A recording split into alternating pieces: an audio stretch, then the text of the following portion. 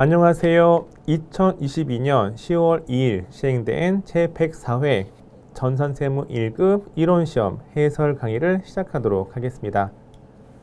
이론시험 보기에 앞서서 출제 경향 분석을 하도록 하겠습니다. 재무회계 중난이도 3문제, 하난이도 2문제가 출제가 되었죠. 하난이도는 전산세무 2급에서도 나올 만한 문제라고 생각이 되었습니다.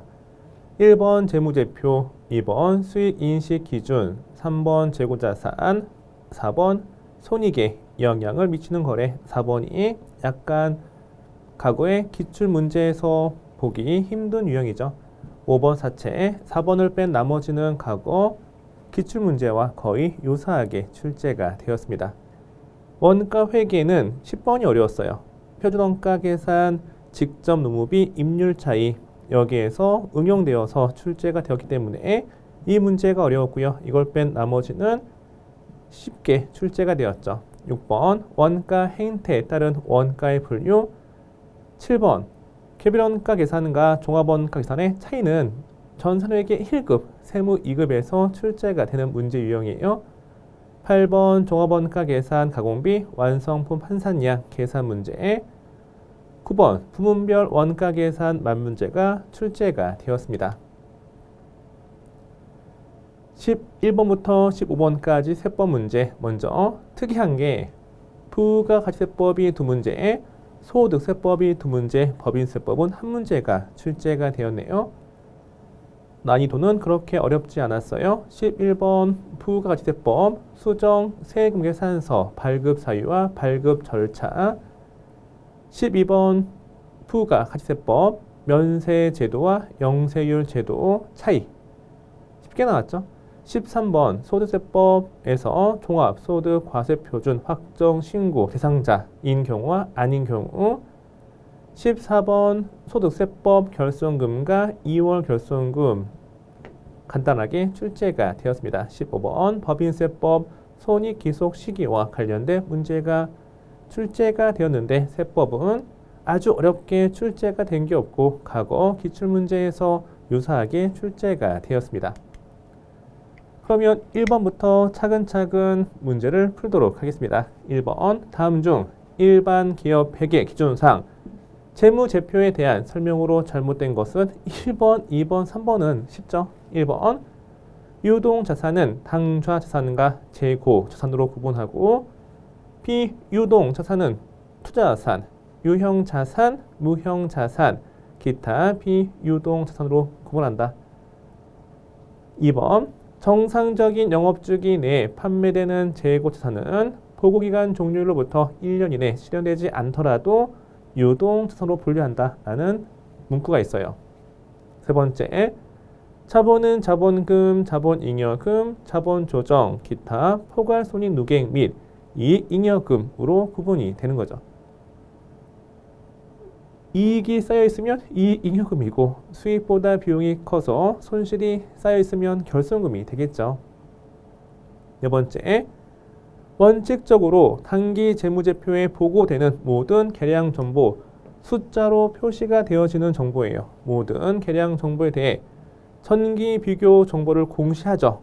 맞아요. 공시하지만 비계량 정보, 숫자로 표시할 수 없는 정보, 비계량 정보의 경우는 단기 재무제표를 이해하는 데 도움이 된다. 그러면 주석으로 단기와 비교해서 표시가 가능해요. 비계량 정보라고 해서 무조건 재무제표에 포함이 안 된다. X. 단기 재무제표 이해하는 데 도움이 된다. 비계량 정보는 단기와 비교해서 이렇게 주석으로 포함이 될 수가 있죠. 따라서 없다는 틀린 거예요. 잘못된 건 4번이 되겠습니다.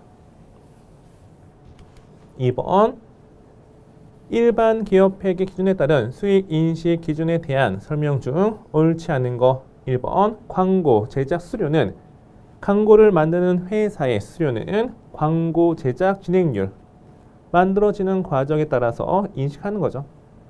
2번 할부 판매는 원칙 판매 시점, 인도 시점에 인식을 하는 겁니다. 3번 반품권이 부여된 거래의 경우는 판매한 시점에 인식을 하는 게 아니고 반품 기간이 종료되거나 종료 시점이거나 또는 구매자가 구매 의사 표시했을 때 표시한 시점에 인식을 하는 거죠. 옳지 않은 건 3번이 되겠습니다. 부동산의 판매 수익은 법적 소유권이 구매자에게 이전되는 시점에 인식을 합니다.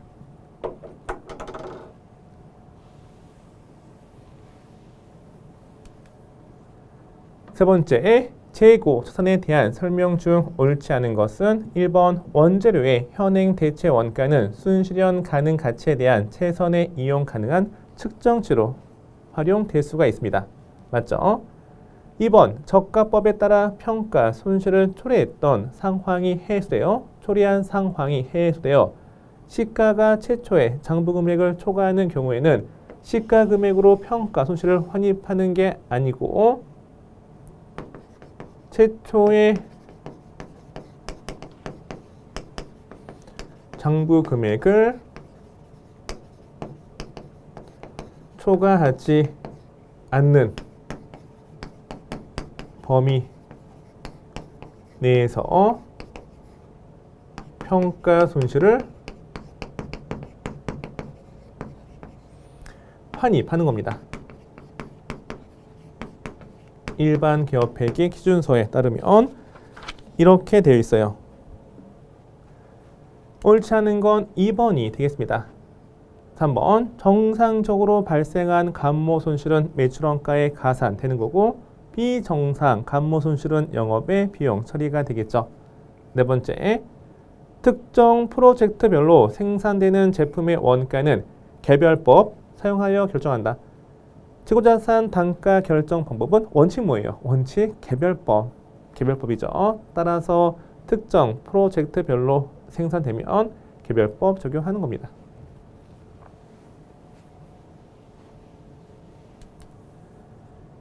네 번째, 기말 현재 당기순이익은 1,000만 원으로 계상이 되어 있습니다. 아래의 내용을 추가로 고려할 경우 최종적으로 계상될 당기순이익은 얼마인가? 기억을 볼게요. 기억.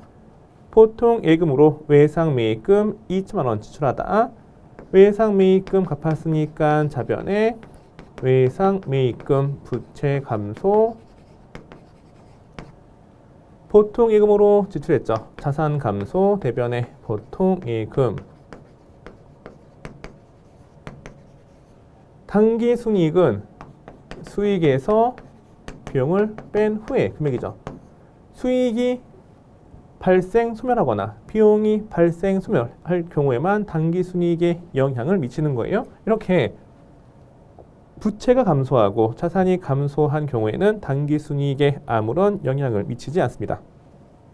니은도 마찬가지. 외상매출금 500만 원 보통 예금으로 수령하다. 자변에 보통 예금 500만 원 자산 증가 대변에 자산 감소 외상매출금이죠.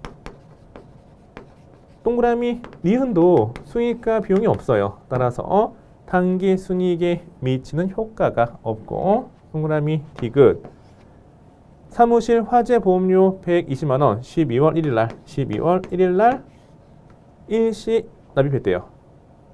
이에 대한 선급 비용이 있고요. 납입했을 때 만약에 전에 비용 처리했다. 그러면 차변에 보험료 판관비 120만 원 현금 지급한 것으로 가져갈게요. 대변에 현금 120만 원. 기말에 차기분은 단기 비용이 아니죠. 따라서 차기분은 다음 기 2023년 1월 1일부터 2023년 11월 말까지예요. 11개월분 110만 원. 여기가 선급 비용으로 대체가 되는 겁니다. 선급 비용 110만 원. 이렇게 선급 비용이 110만 원으로 정확히 잘 계산이 되어 있기 때문에 이렇게 했대요. 올바르게 있기 때문에 당기순이익에 미치는 영향이 있다 없다? 없어요. 따라서 이걸 고려하더라도 기말 현재 당기순이익은 변화가 없으므로 답은 4번이 됩니다.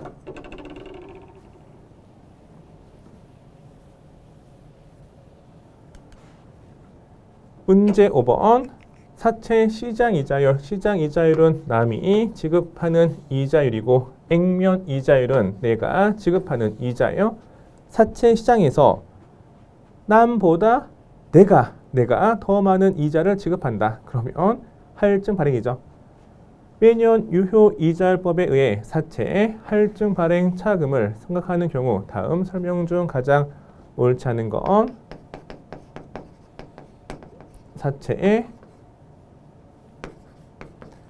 할증 발행인 경우 기간이 경감에 따라서 장부 금액은 점차 감소하고 장부 금액 곱하기 유효 이자율이 이자 비용이죠. 이자 비용도 기간 경감에 따라서 점차 감소하고 사채 할증 발행 차금 상가액 또는 환입액은 점차 감소하고 맞나요? 아니에요. 여기는 감소가 아니고 증가가 되는 거죠. 이걸 많이 헷갈려 하세요. 감소니까 감소다? 아니에요. 감소 증가가 되는 거죠. 비교 사채의 할인 발행은 여기는 증가, 여기도 증가가 됩니다. 일단 이번 시험은 이게 출제가 되었습니다. 1번 사채는 할증 발행되고 사채 장부 가액은 액면 가액보다 높죠. 맞죠? 이게 발행 가액이 발행된 시점에 이제 장부 가액이니까 장부 가액은 액면 가액보다 높아요. 2번 사채의 장부 가액은 매년 감소한다. 사채 할증 발행 차금 상가액은 매년 감소하는 게 아니고 뭐라고요? 그렇죠. 감소하는 게 아니라고요. 아니고 증가한다. 여기죠? 계속 제가 강조하고 있어요. 네 번째, 유효 이자율법에 의한 이자 비용은 감소하죠. 따라서 가장 옳지 않은 건 3번이 됩니다.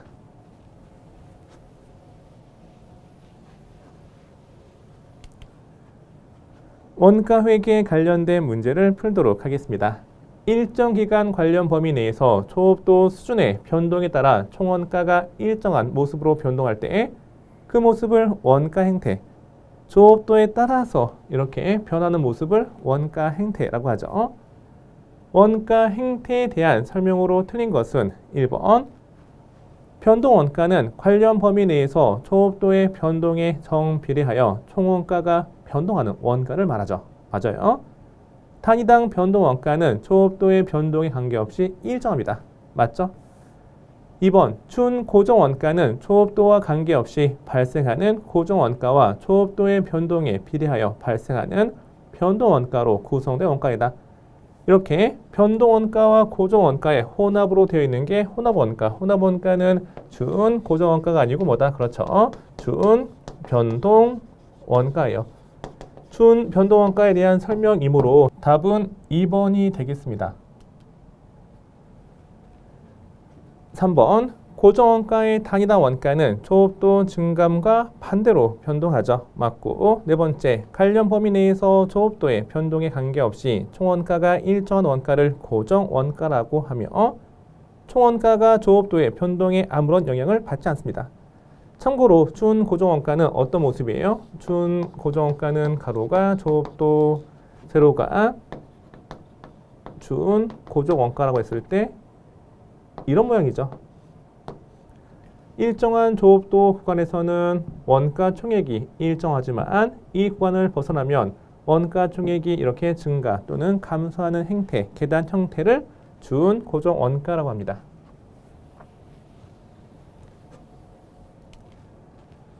(7번) 다음 중 개별원가 계산과 종합원가 계산에 대한 설명으로 가장 틀린 것은 1번 개별원가 계산은 다품종 소량 생산에, 종합원가 계산은 소품종 대량 생산에 적합한 원가 계산 방식입니다. 맞죠? 2번 개별원가 계산은 정확한 원가 계산이 가능해요.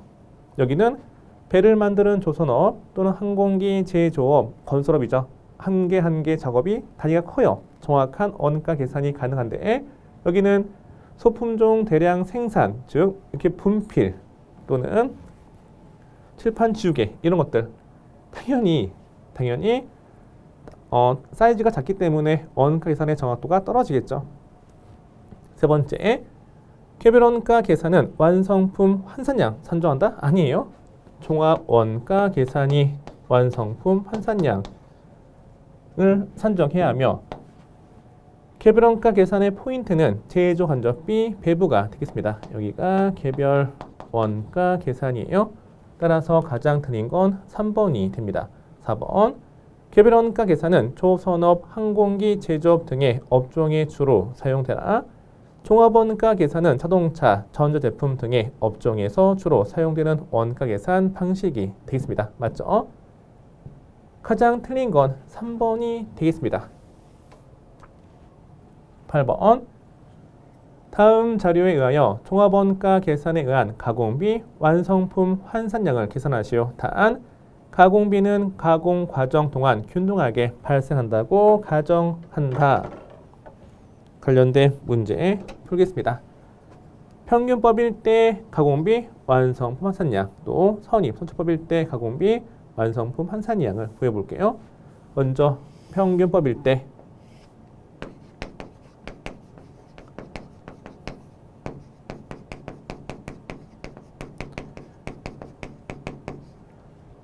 여기가 평균법은 오른쪽만 알면 되죠. 완성품 여기가 900개, 기말 제공품 300개, 완성도 60%, 가공비에 대한 완성품 환산량을 구해보도록 하겠습니다. 여기는 900개, 여기는 300 곱하기 0.6을 180개 더하면 1080개가 되었습니다. 첫 번째가 평균법이었고요. 두 번째 볼게요. 두 번째는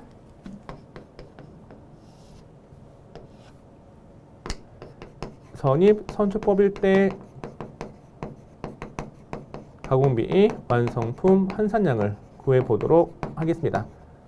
여기는 완성품을 둘로 나눠야 되겠죠. 900개를 둘로 나눠서 기초 400개, 완성도 40%, 단기 착수하여 완성된 게 500개가 되는 거고, 기말 제공품 300개, 완성도 60%. 그림을 통해서 확인해도 됩니다. 여기가 0%, 100% 가공 정도를 보시면 400개는 40%에서 출발해서 100까지 간 거고, 여기는 0에서 100까지, 여기는 300은 0에서 어디까지? 그렇죠. 60까지 하다 멈춘 거예요. 따라서 가공비 완성품 환산량 400 곱하기 여기는 0.6이죠. 40에서 100까지 간 거니까 400 곱하기 0.6 240, 500 곱하기 100% 500, 300 곱하기 0.6 180이 됩니다. 240 더하기 500 더하기 180이면 920개가 되겠네요. 따라서 답은 2번이 되겠습니다. 그러면 여기와 여기 차이는 뭐다? 그렇죠. 400 곱하기 0.4, 160개. 항상 평균법에 따른 가공비 완성품 환산량과 선입 선출법에 따른 가공비 완성품 환산량의 차이는 기초 제공품 물량 곱하기 완성도의 차이입니다. 400 곱하기 0.4, 그러니까 이만큼 차이죠. 160개, 1080개에서 160개를 빼시면 이렇게 계산이 되어지는 겁니다. 따라서 실제 시험에서는 평균법에 따른 가공비 완성품 환산량 이거 구하신 다음에 400 곱하기 0.4에서 160을 빼서 이렇게 바로 구하시면 되겠네요.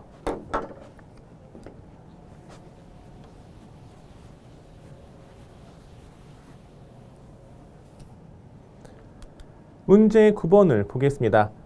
부문별 원가 계산 시 보조 부문 원가를 제조 부문에 배분하는 방법에 대한 설명으로 틀린 것은 1번 보조 부문 사후 간의 용역 수수를 인식하는지 여부에 따라서 용역 수수를 완전히 무시하는 게 직접 배분법, 용역 수수를 일부만 인정하는 게 단계 배분법, 용역 수수를 완전히 고려하는 게 상호 배분법이 되었습니다. 2번 보조, 부문 간의 용역, 수수관계가 중요한 경우에는 직접 배분법을 적용할 때 원가 배분의 왜곡을 초래할 수가 있죠.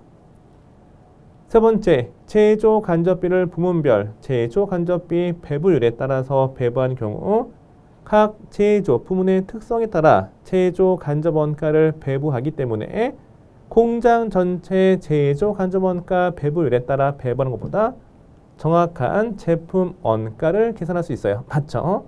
네 번째, 상호 배분법은 보조 부문의 원가 배분 순서에 따라서 배분 원가가 달라지지 않아요. 배분 순서에 따라서 배분 원가가 달라지는 방법은 단계 배분법이 되어지는 거죠. 따라서 여기가 단계 배분법 이렇게 고치면 맞는 거죠. 틀린 건 4번이 되겠습니다. 10번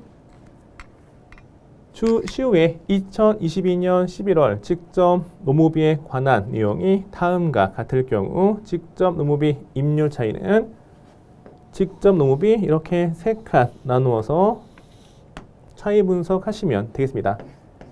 AQ 실제 직접 노동시간 곱하기 AP 실제 임률 AQ 곱하기 SP SP는 표준 임률 SQ 곱하기 SP 여기는 실제 생산량에 허용된 표준 직접 노동시간 곱하기 표준 임률이 되어지는 거죠. 실제 직접 노무비 발생의 이 금액이 18만 원 이렇게 문제에서 제시가 되어 있습니다. AQ는 33,000시간이고요. 표준 직접 노동시간은 34,000시간이죠. 곱하기 SP 표준임률 여기는 안 나와 있고요. 두 금액의 차이, 그러니까 여기와 여기가 임률 차이가 되는 거고 여기와 여기가 뭐다? 그렇죠. 능률 차이가 되어지는 겁니다. 능률 차이가 5,000원 유리, 5,000원 유리한 건 오른쪽이 더 크다는 얘기죠. 그러면 두 금액의 차이가 1,000원 곱하기 네모가 5,000원이 되어지는 거예요. 맞죠?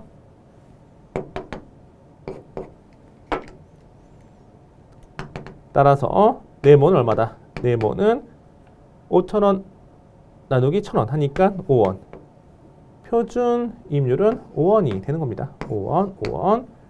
중간에 AQ 곱하기 SP는 33,000 곱하기 5 하면 16만 5천원이 계산이 되어집니다. 여기가 16만 5천원. 이 금액과 이 금액의 차이가 임률 차이고 왼쪽이 크면 불리한 차이예요. 불리한 차이 금액은 18만원 마이너스 16만 5천원 15,000원이죠. 15,000원 임률 차이, 불리한 차이. 따라서 10번의 답은 4번이 되겠네요. 약간 응용된 문제였어요.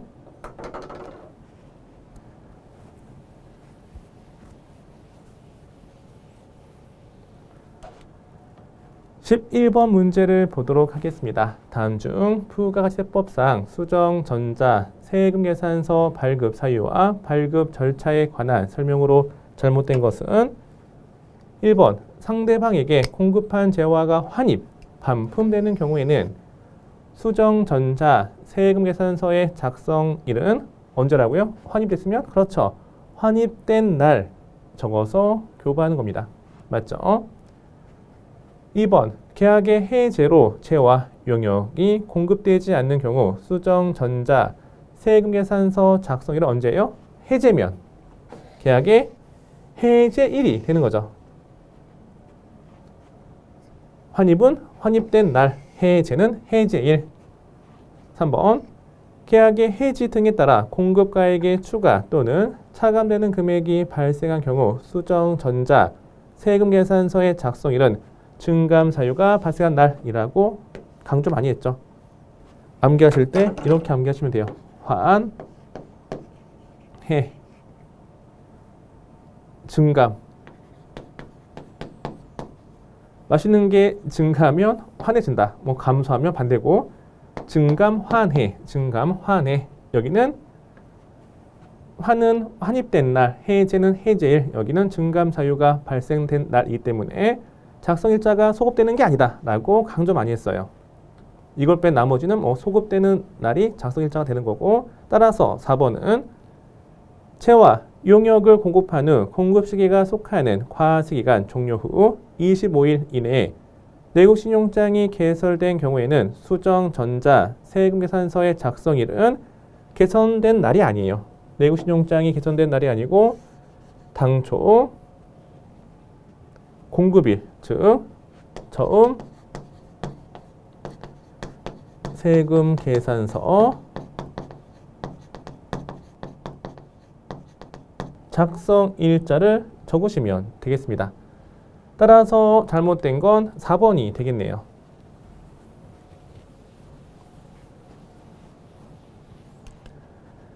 12번 다음 중 부가가치세법상 면세와 영세율에 대한 설명으로 가장 틀린 것은 1번 면세의 경우 매입세액이 환급되지 않으나 영세율의 경우 매입세액이 전액 환급 가능하죠. 맞아요. 2번 면세 대상은 주로 기초 생활 필수품 등의 재화의 공급이나 영세율 대상은 주로 수출 등 외화, 획득 재화의 공급이 됩니다.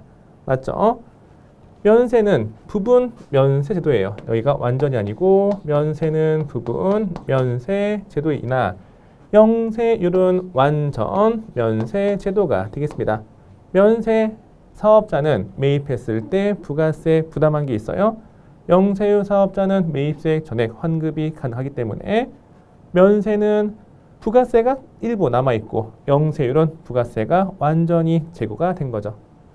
따라서 가장 틀린 건 3번이 됩니다. 밑에 4번 면세 사업자는 부가가치세법상 사업자가 아니나 영세율 사업자는 부가가치세법상 사업자이기 때문에 영세율 사업자는 신고 납부 등 과세 사업자 재반 의무를 이행하셔야 돼요. 면세 사업자는 부가세, 신고, 납부 의무 등이 없어요. 13번 문제를 보도록 하겠습니다. 다음 중 소득세법상 종합소득 과세표준 확정 신고 대상자는 1번 공적연금소득과 양도소득이 있는 자, 2번 퇴직소득과 연말정산 대상 근로소득이 있는 자, 3번 일용 근로소득 무조건 분리과세죠. 연말정산 대상 사업소득이 있는 자 다 확정 신고 대상자가 아니에요. 네 번째 금융소득이 2천만 원 이하이면 무조건 분리과세, 분리과세 이자 소득도 확정 신고 대상이 아니죠. 반면에 사업소득에서 결손금이 발생한 자는 이 결손금에 대해서 2월 결손금 공제를 받기 위해서는 종합소득 과세표준 확정 신고해야 돼요. 따라서 확정 신고 대상자는 몇 번이다? 4번이 되겠습니다. 14번 다음 중 소득세법상 결손금과 2월 결손금에 관한 내용으로 틀린 것은 1번 사업소득의 2월 결손금은 사업소득, 근로소득, 연금소득, 기타소득, 이자소득, 배당소득 순서로 공제가 이루어집니다. 4. 근, 연, 기, 2배의 순서죠. 맞죠? 2번 사업소득의 2월 결손금은 해당 2월 결손금이 발생한 과세기간의 종료일로부터 15년 이내 2020년도 이후 발생한 결손금은 15년 이내 끝나는 과세기간에 소득금액을 계산할 때 과거에 발생한 과세기간의 2월 결손금부터 순서대로 공제가 이루어집니다. 맞고 세 번째 결손금 및 2월 결손금을 공제할 때 해당 과세기간에 결손금이 발생하고 2월 결손금이 있는 경우에는 해당 과세기간에 결손금을 먼저 소득금액에서 공제하는 겁니다. 따라서 이것도 옳은 설명이고 네 번째 주거용 건물 임대 외에 부동산 임대업에서 발생한 2월 결손금은 타 소득에서 공제할 수 있다 없다? 그렇죠. 공제할 수 없죠. 이것도 수업 시간에 강조 정말 많이 했어요. 제재 목적으로 공제가 불가능합니다.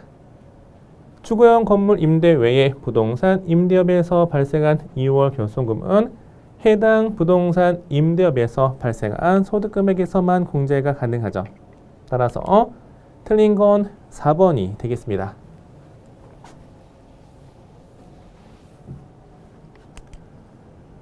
15번 법인세법 문제. 법인세법상 손익, 기속, 시기에 관한 다음에 설명 중 가장 옳지 않은 것은 1번 지급기간이 1년 이하 단기 임대료는 원칙적으로 계약상 지급일을 기속 사업연도로 하는 거죠. 기간 경과분에 대하여 임대료를 수익으로 계상한 경우에는 이를 입금으로 인정해 줍니다. 불필요한 세무 조정을 막기 위해서 이렇게 한 것도 인정해 주는 거죠. 2번 용역 제공에 의한 손익 기속 사업연도에서 기업 회계 기준에 근거하여 인도 기준으로 회계 처리한 경우에도 불필요한 세무 조정을 막기 위해서 이를 인정하는 거고, 세 번째, 중소기업의 계약 기간 1년 미만인 건설의 경우, 단기 건설의 경우 인도 기준에 따라서 입금과 손금 산입할 수 있다 없다? 그렇죠. 이것도 있다예요. 없다가 아니고 있다가 맞습니다.